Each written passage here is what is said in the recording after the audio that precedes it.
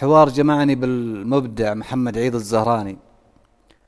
وكان البدع من الأستاذ محمد عيد يقول فيه: عليكم الله يستر يا أهل ذيك الديار، إن كان ما عاد لنا في كثركم منفعة.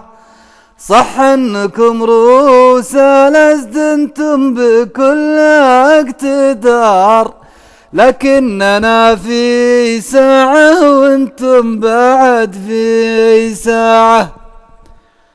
الرد خالد رجب أقول فيه: دور لك أهل وطن في كابل وقندهار، أنا وش أعمل برجال يعض إصبعه، وانفاتت الطاير فركب في أول قطار، من يترك الأسد ما طوعه وامشي معه.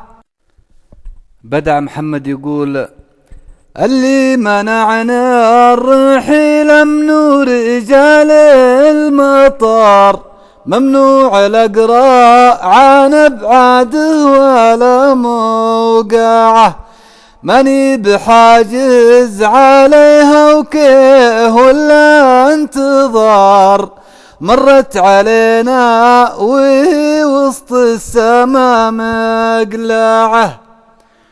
رديت أقول: ما يمنع الطاير غير الخلل والغبار، ولا بتقلع ب100 راكبة وباربعة، سافر وخلى أرضنا بسهولة والقفار، من يعشق البعد يلقى حتفه مصرعه.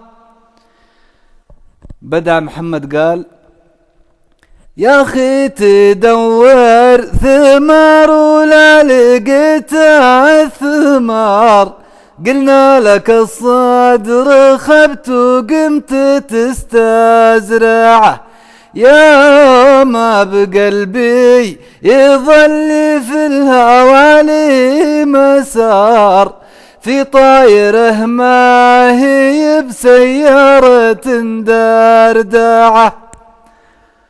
رديت أقول: ترى الوثايق يا ابو ثامر بختم وشعار، والديره اللي سقيت بالمطر مربعه، لكن عندك 100 سكة و100 خيار، الله يلقيك خير ورحلة ممتعة. وسلامتكم. حوار جمعني بالمبدع محمد عيد الزهراني. وكان البدع من الأستاذ محمد عيد يقول فيه: عليكم الله يستر يا أهل ذيك الديار، إن كان ما عاد لنا في كثركم منفعة. صح انكم رؤوس الأسد انتم بكل اقتدار، لكننا في ساعة وانتم بعد في ساعة.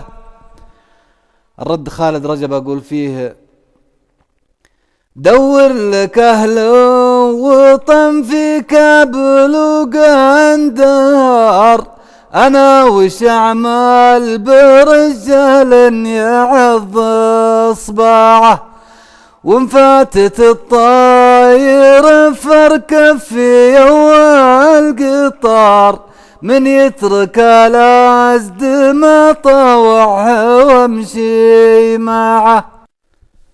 بدع محمد يقول: اللي منعنا الرحيل ممنوع رجال المطار، ممنوع الأقراء عن أبعاده ولا موقعه، ماني بحاجز عليها وكيه ولا انتظار، مرت علينا وهي وسط السما مقلعه. رديت أقول ما يمنع الطاير غير الخلل والغبار، ولا بتقلع بمية راكبة وباربعة. سافر وخلى أرضنا بسهولة والقفار، من يعشق البعد يلقى حتفه مصرعه. بدأ محمد قال يا أخي تدور ثمار ولا لقيت الثمار، قلنا لك الصدر خبت وقمت تستزرعه. يا ما بقلبي يظل في الهوالي مسار، في طايره ما هي بسيارة دردعه. رديت أقول ترى الوثايق يا ابو ثامر بختم وشعار، والديره اللي سقيت بالمطر مربعه، لكن عندك 100 سكه و100 خيار. الله يلقيك خير ورحلة ممتعة. وسلامتكم.